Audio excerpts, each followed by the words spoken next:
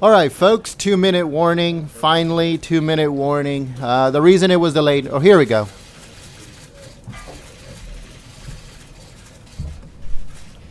Good afternoon. Good afternoon. I'd like to start by offering our thoughts and prayers today with the people of New York City, some of the toughest, most resilient people on earth, in the wake of yesterday's cowardly terrorist attack. This attack underscores that the terrorist threat is real. As we defeat ISIS and affiliated groups abroad, we must be vigilant here in our country as they seek other ways to attack the homeland.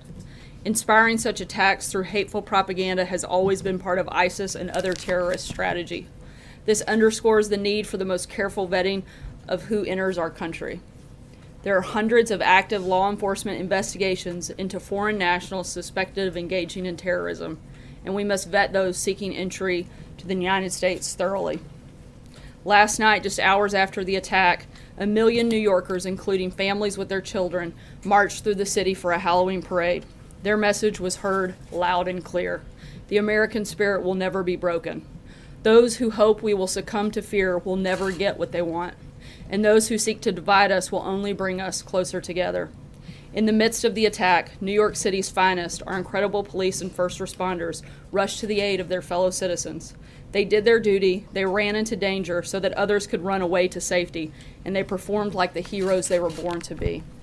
Specifically, Officer Ryan Nash, a 5-year veteran of the NYPD, was among the first to respond to the scene and fired the shot that stopped the attacker from continuing the violence. He's a hero, but that doesn't come as a surprise to most of his colleagues.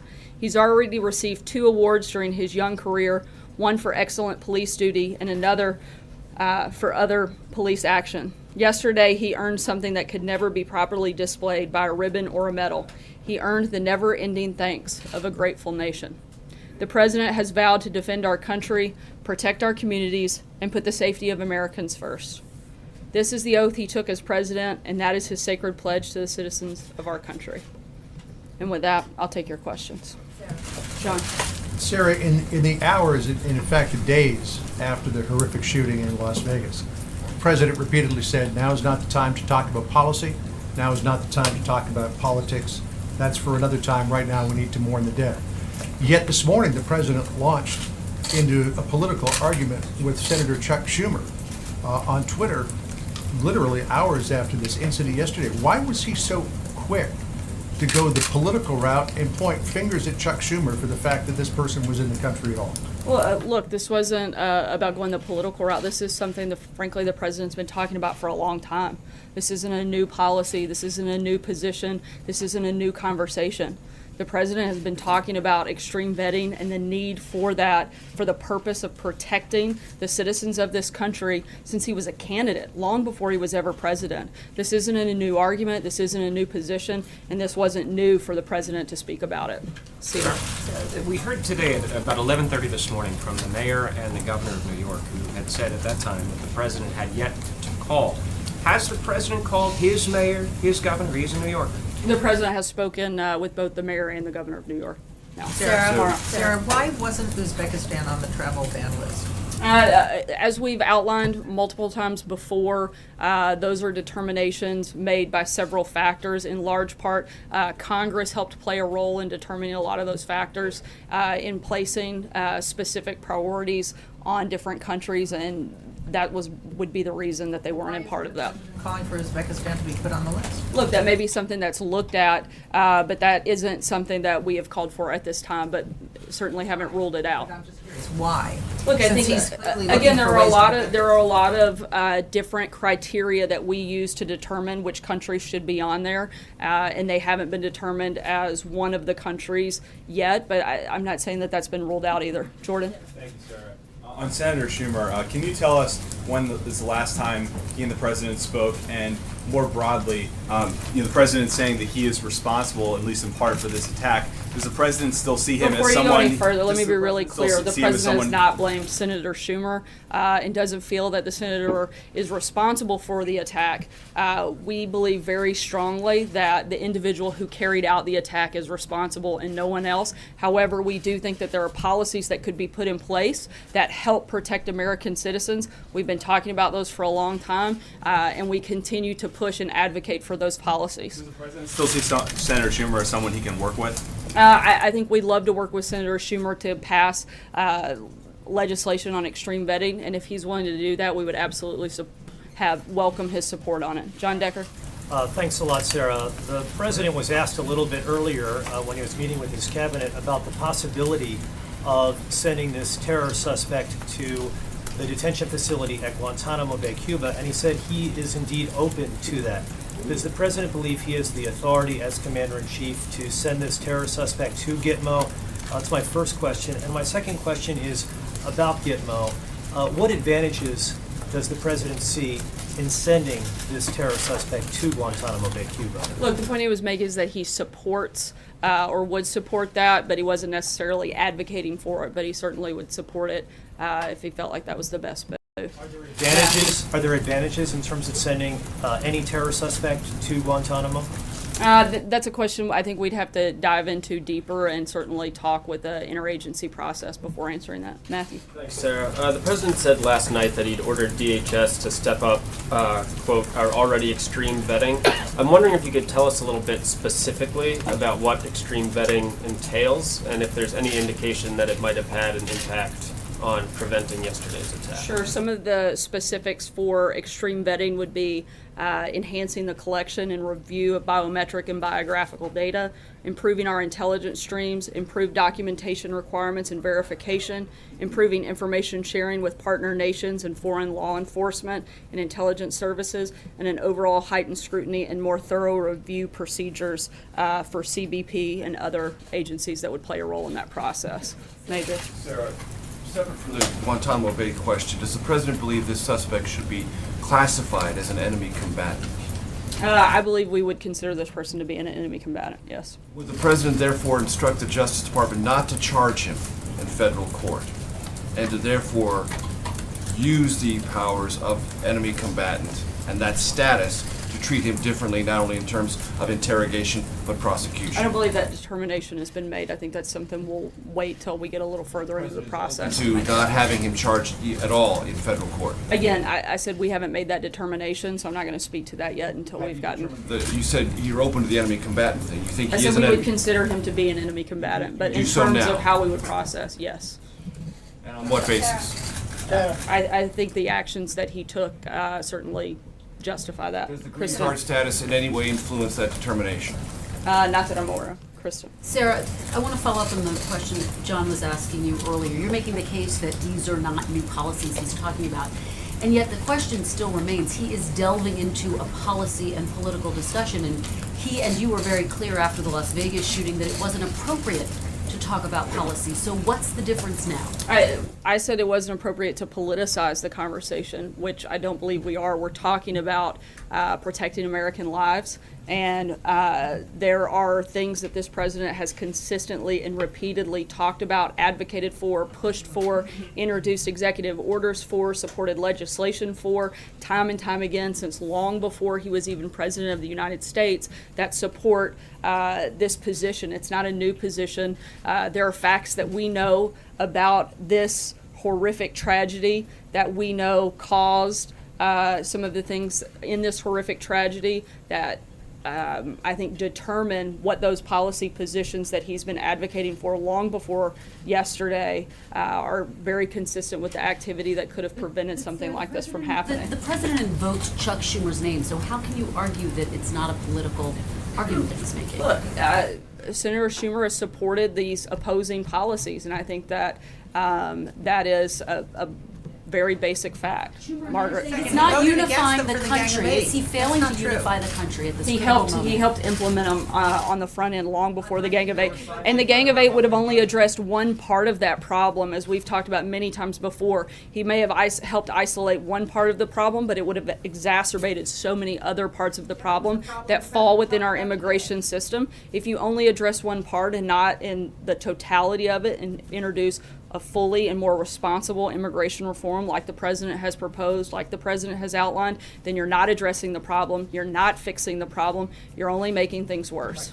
Margaret. Republicans have voted for it, Sarah? Margaret.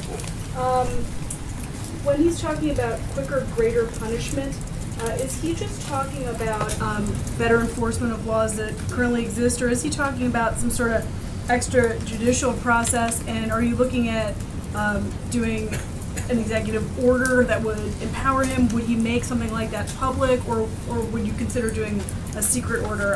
And very quickly, I also want to ask you, is he really serious about tying the Obamacare mandate stuff to the tax thing, or that seems like you would just blow the whole deal up, blow right through that Thanksgiving? Very different questions. Let me goal? try to address the first part in terms of, I believe he was voicing his frustration with the lengthy process that often comes with a case like this. So I think that was simply the point he was making. In terms of the mandate, we're focused on pushing through tax cuts and tax reforms separately. Obviously, we've never made it a secret that we'd like to repeal and replace Obamacare.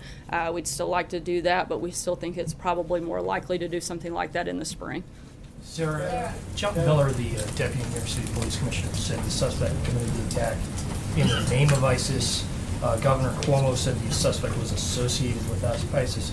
How can the president make the case that we are annihilating ISIS when an attack like this occurs?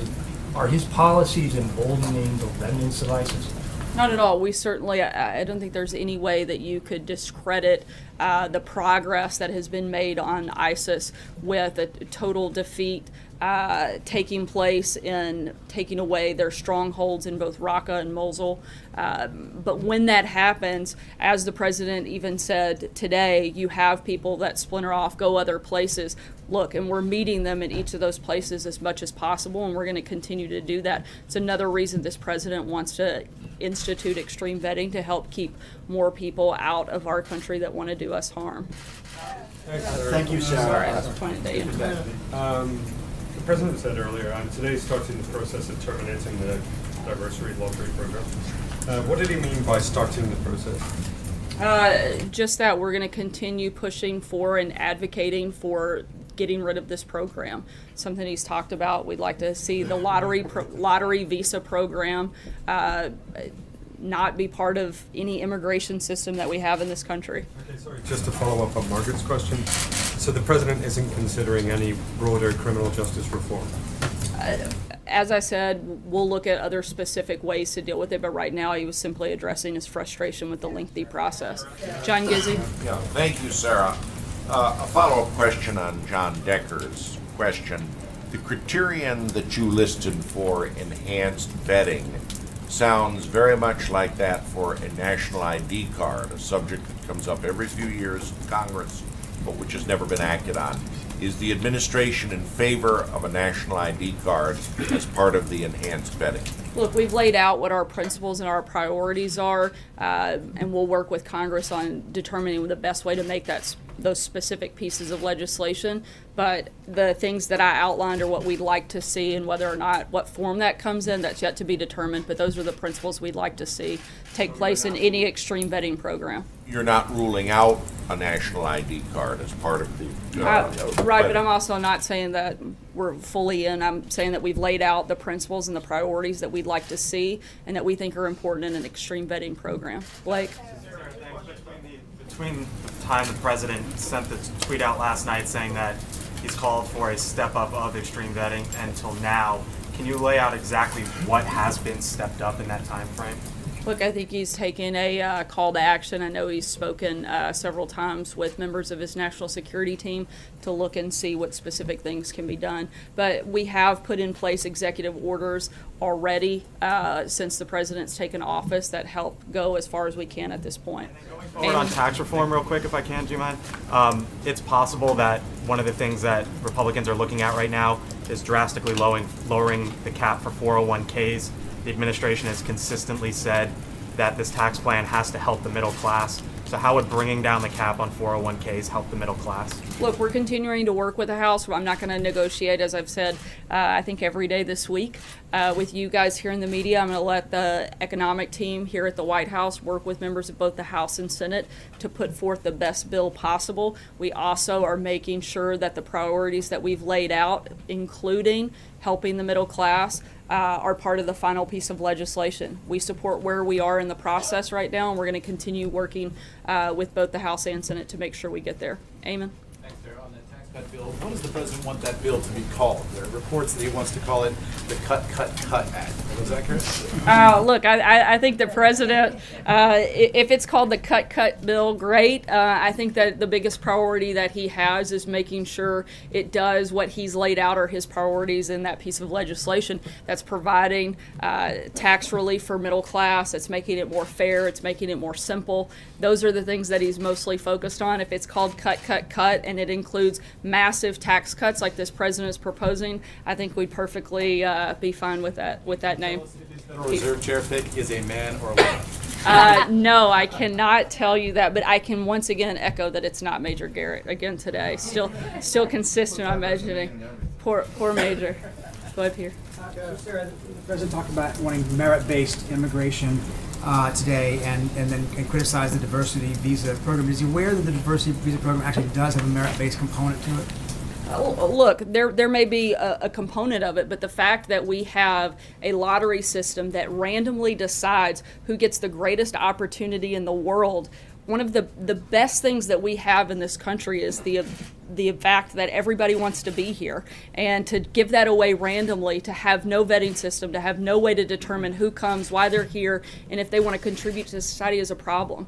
And the president strongly supports making sure that the people that come here want to be here for the right reasons and not to bring harm to our country. And I don't think that's something that any American should want to support. Jim? Are ranked by their job that they have had, and they have to have minimum education Peter, the requirements. whole idea is that they are randomly selected. This isn't criteria and having certain rankings. It's not entirely it's the random. lowest level of criteria that any part of our immigration system has is through the lottery system. And so to try to argue that this is a system that thoroughly vets people is just shows a total lack of understanding for what this process is.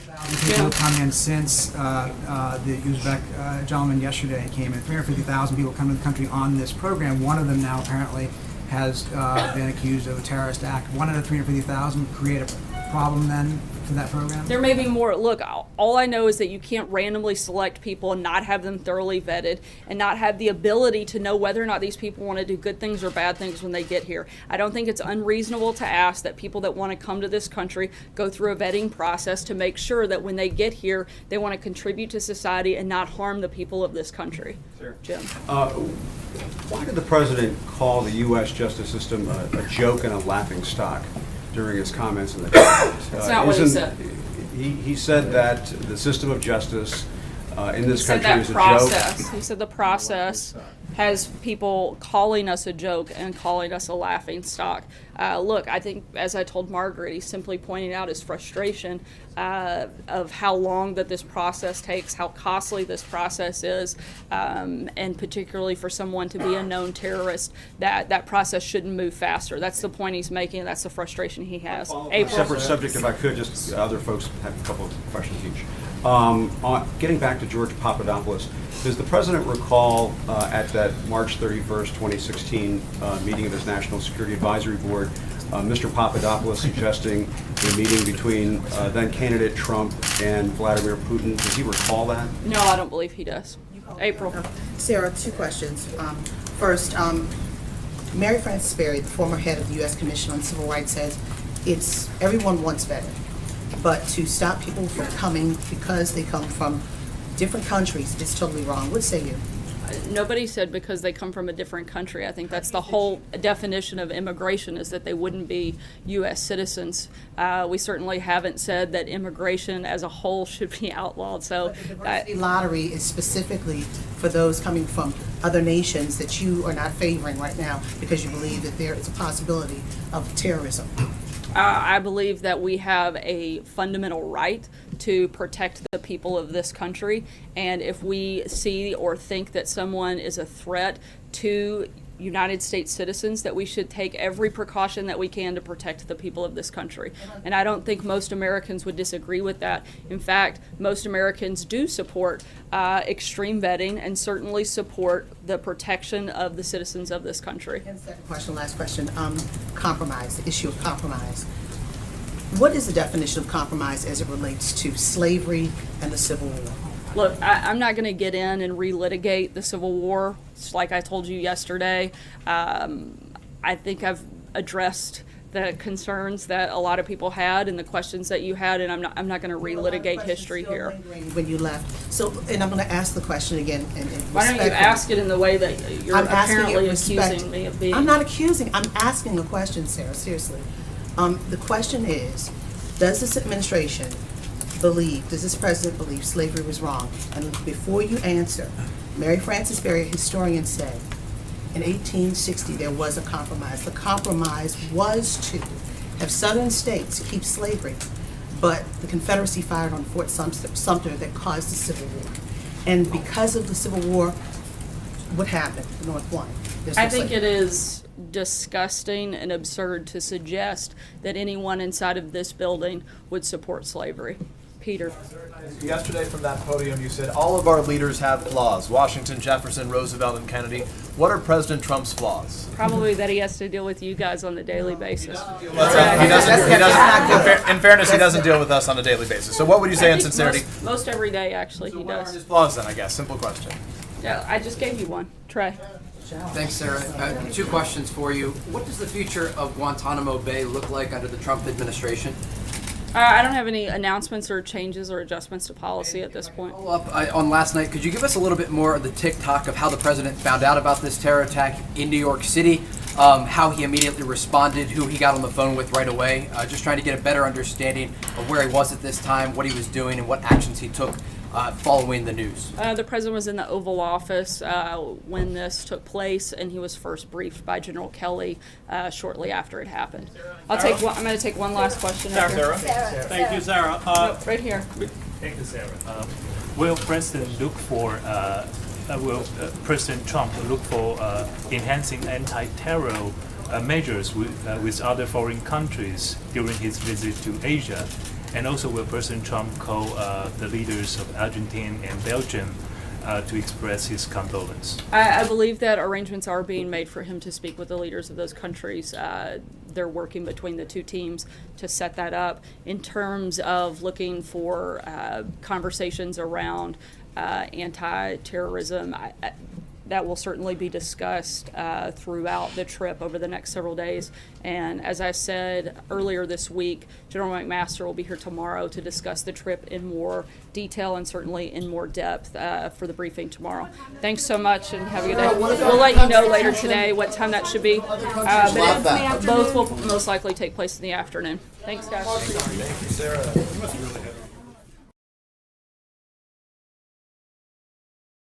All right, folks, thank you very much for joining us and choosing us as your stream of choice. Sarah Sanders did a wonderful job taking care of the press today. That was amazing. Tomorrow, they're going to have the president's schedule for his Asia trip.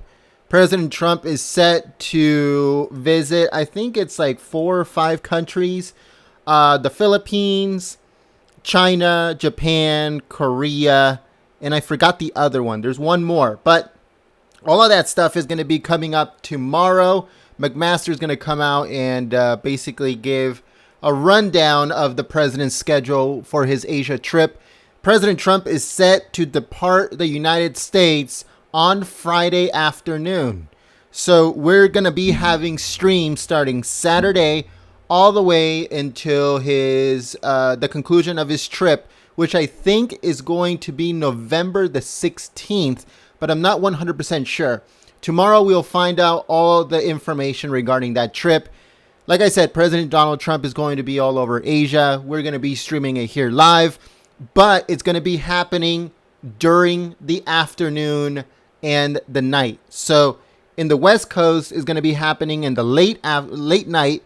In the East Coast is going to be happening in the very, very early morning. So if you guys want to stay tuned for all of those live streams, subscribe to the channel, click the notification bell, and it'll give you a heads up. And when we go live, we're going to be covering the president's trip throughout the whole thing. So stay tuned here at Golden State Times. Make sure that you guys subscribe to the channel, like I said, and check out our website, goldenstatetimes.com. We are in the process, because of all this censorship, in being user or viewer supported. So if you guys can help us out, the link is in the description below, or the super chat if you guys are on the chat. You know, the thing about it is that it's getting really crazy out there. YouTube is censoring, demonetizing for no reason. As soon as we upload a video, it's already demonetized. It has no title, it has no description, no tags, just it goes up and boom, demonetized. So it's really starting to take a toll on the channel. So we must go user or viewer supported. So if you guys can help us out, that'll be amazing. Thank you very much, everyone, for watching. My name is Jen. I'm from Golden State Times. Thank you very much to the moderators for helping us out on the chat. You guys keep the chat clean and enjoyable for everyone. And I'll see you guys here next time. Peace.